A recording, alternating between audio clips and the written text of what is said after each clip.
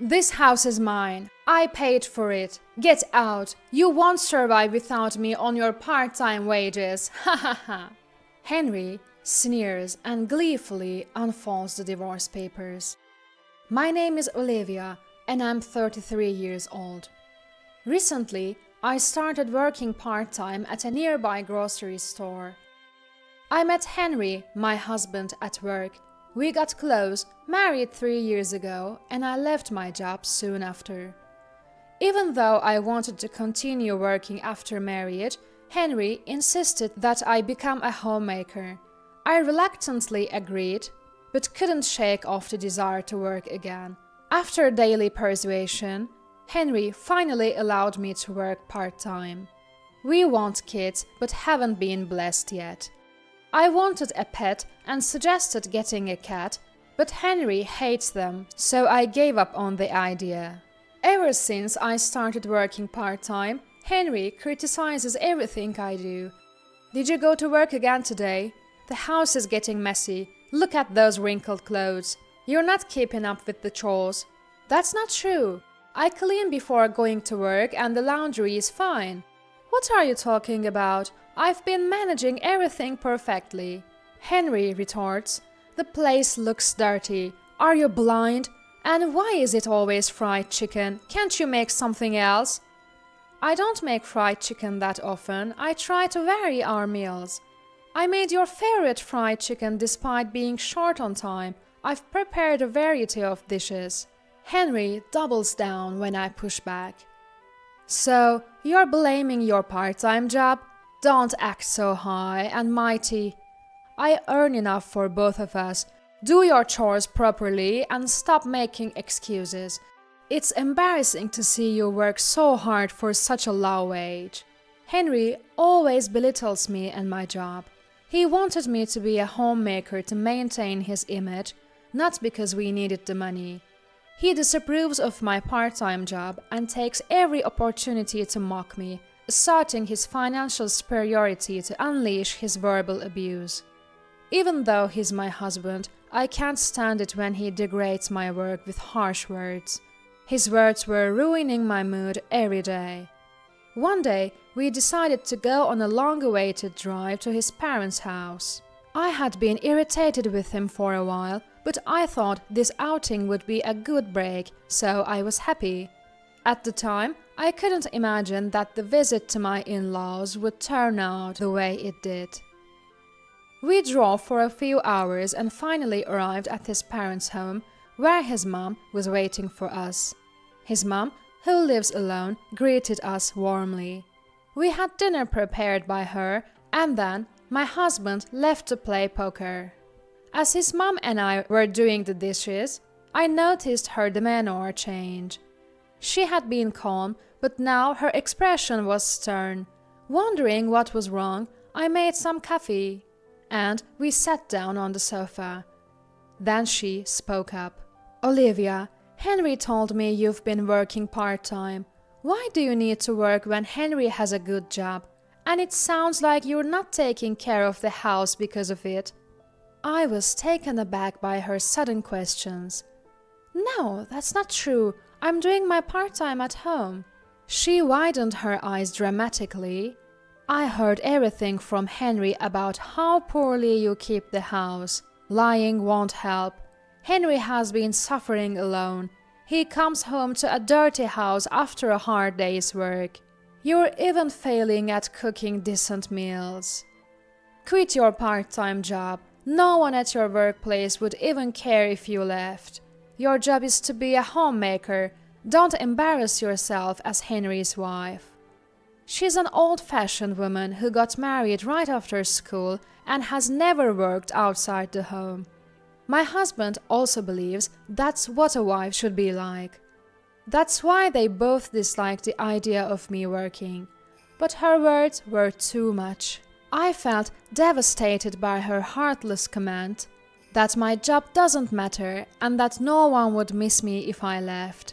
I find my part-time job rewarding and everyone there is nice.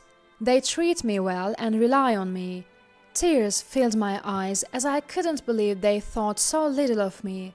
What shocked me even more was that my husband was talking badly about me behind my back. I do manage our home. Actually, because of my part-time job, I've been putting in more effort to manage the house well. I know my husband's job is tough, so I've been doing my best to support him. But to think that he and his mom were talking bad about me over the phone, I just couldn't believe it. I was quite depressed for a few days, but then I remembered my dad's face. Ever since Mom passed away, he's been living alone in our family home. I haven't seen him for a while because I've been busy. I felt like hearing his voice, so I called him. Usually, he picks up right away, but that day the phone kept ringing. When I started to worry about why he wasn't picking up the phone, finally Dad answered. "Olivia, long time no see, how have you been?" Hearing Dad's calm voice, I felt relieved and tears started to flow. "What's going on? You didn't pick up for a while. Should I call back later if you are busy?" It seemed like Dad was out of breath. "No, sorry about that. I fell down the stairs recently and hurt my back. I can only move slowly right now, but it's nothing to worry about. I'll be fine soon. More importantly, is everything okay with you?" I was genuinely shocked. I couldn't believe that my athletic dad had fallen down the stairs and hurt his back. "No, I'm fine. Just please take it easy and get better soon. I'll come visit you before long." Though Dad kept saying he was fine, I started to worry. He's getting up there in age, and injuries could take a long time to heal.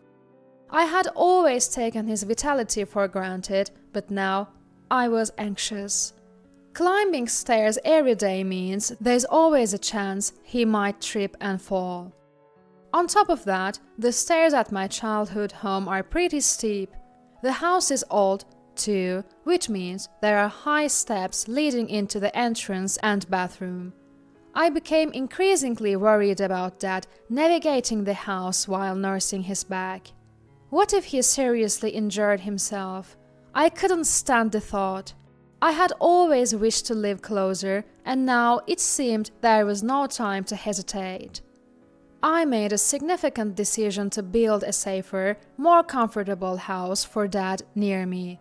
I had a hidden source of income that even my husband didn't know about. I had inherited an apartment business from my grandpa. Though technically it should belong to Dad, he had put it in my name for just-in-case scenarios.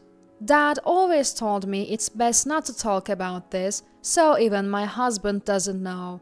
I had saved all the rental income up until now. With that money, I could build Dad a new home. I've always been a worry for my dad, never really been able to give back to him. Now, I finally have a chance to give him the best gift of his life. The thought made my heart soar. However, building a new house would cost a significant amount, so I first needed my husband's understanding. I was on pins and needles, expecting another complaint and a big no, but instead, the response was, "You know, you might be right. Considering our age, maybe a new home is a better idea." Far from opposing, he graciously agreed. "Just don't come crying to me if you can't actually pull it off," he said, undermining me once again. Though it made me mad, I didn't want another fight, so I let it go. Now, the path was clear. I immediately started to search for reputable contractors and pushed ahead with the plans, though my husband didn't seem pleased.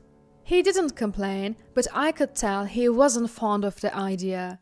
Then, one day, I was shocked when I went to the bank to withdraw money for groceries. $3,000 was missing from our account.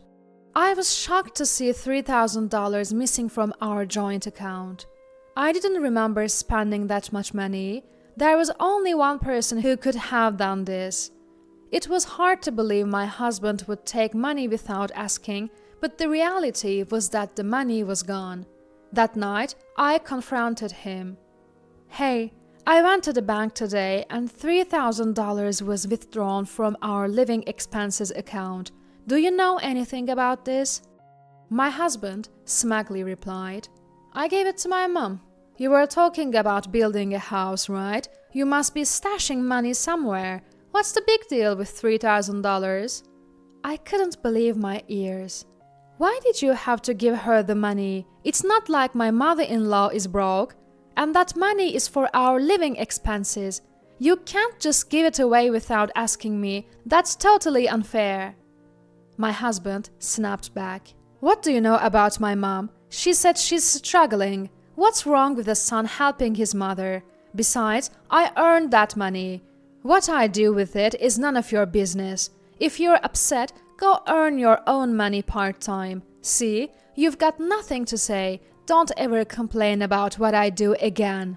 He shouted and stormed out of the room.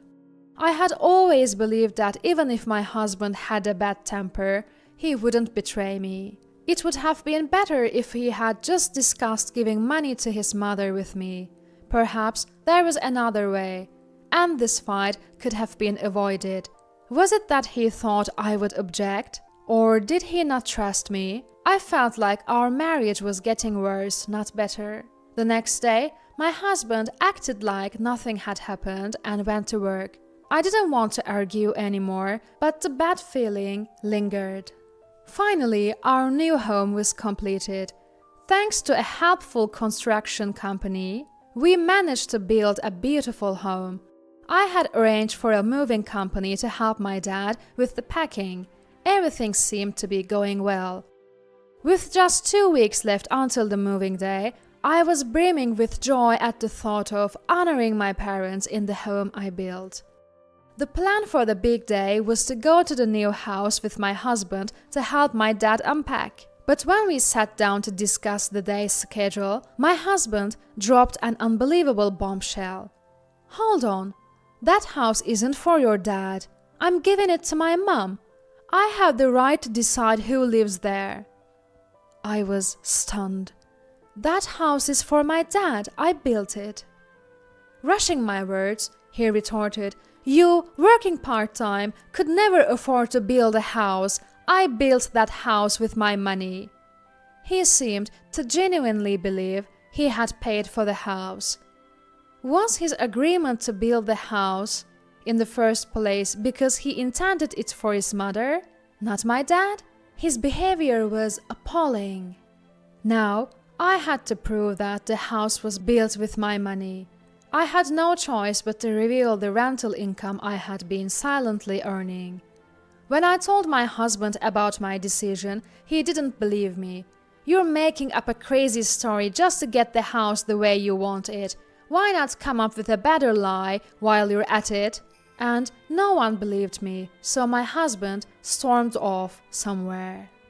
I didn't know what to do, but I figured the only option was to keep explaining until they understood. With that thought in mind, I anxiously awaited his return, and when he finally came back, he looked furious. Then he blurted out, "You are trying to scam me," he yelled, "saying you built the house. That's my house. I built it. Pack your bags and get out. You won't survive on your part-time job salary. Ha ha ha." I was stunned, at a loss for words. It was too much, too fast. I had built that house, and being told to leave was shocking. "Sign this and be gone by tonight," my husband said, throwing the divorce papers on the table and walking away. His part was already filled out. After mocking me all this time, pushing a divorce paper in my face like I'm beneath him, that's just despicable. He must have done this awful act to bring me to despair. He probably thought that by bringing up divorce, I'd back down and let his mother move into our home. Sadly for him, I have enough income to sustain myself even without him.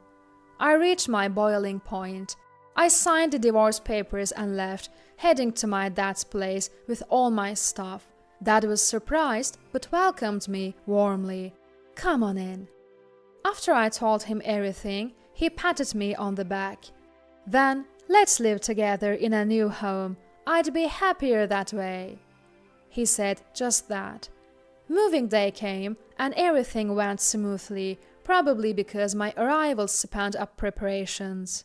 Although it felt eerie how my husband didn't make a fuss despite all his previous claims about the house being his, I tried not to think about it. Then, a few days into my new life with Dad, something unbelievable happened.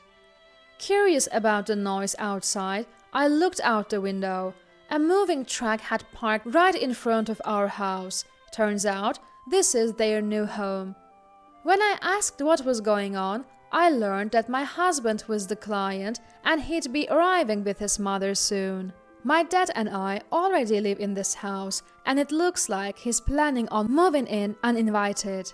We're already divorced, so he's practically a stranger now. We don't want him barging in.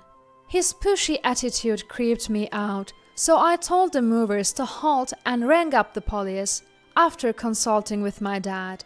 After explaining the situation to the officers, they confirmed that not only did he have no right to live here, but even stepping foot inside against my will was illegal trespassing.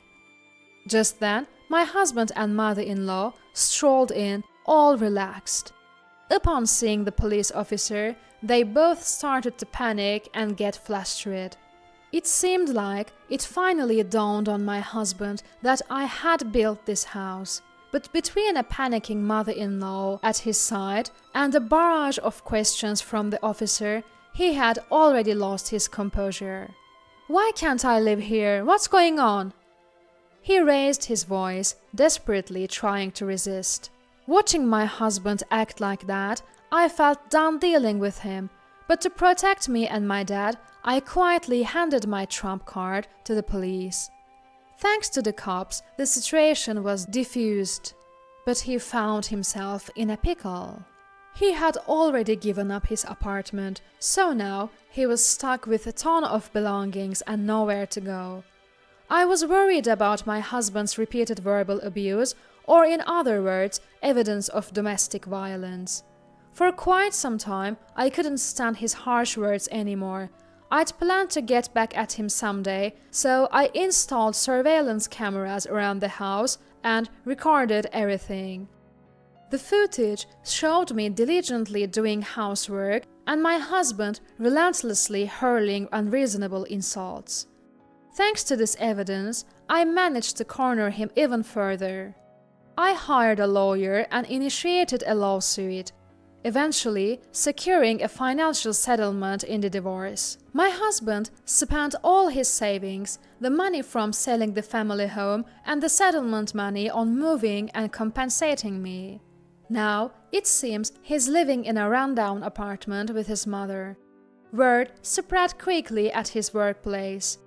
Colleagues who noticed something off about his character started to distance themselves, leaving him isolated and scorned by everyone in the company. As for me, I finally got the cat I've always wanted. Dad's back is much better now. And we are even talking about taking a trip with the cat. I also used the settlement money to start a business that sells cat-related products. While the initial phase had its ups and downs, the customer base has slowly grown and the business is doing well. Life is peaceful and genuinely enjoyable every day. I never thought the steps I took for Dad's well-being would also lead to my own happiness. I truly feel it was the right decision. And there's another recent development that's made me happy. There's a man who frequently visits my shop and always has delightful conversations with me. He is a wonderful person, kind to both people and cats. We've planned to go for a drive together soon. I'm going to live my life freely and joyfully. The anticipation of new happiness ahead has my heart soaring.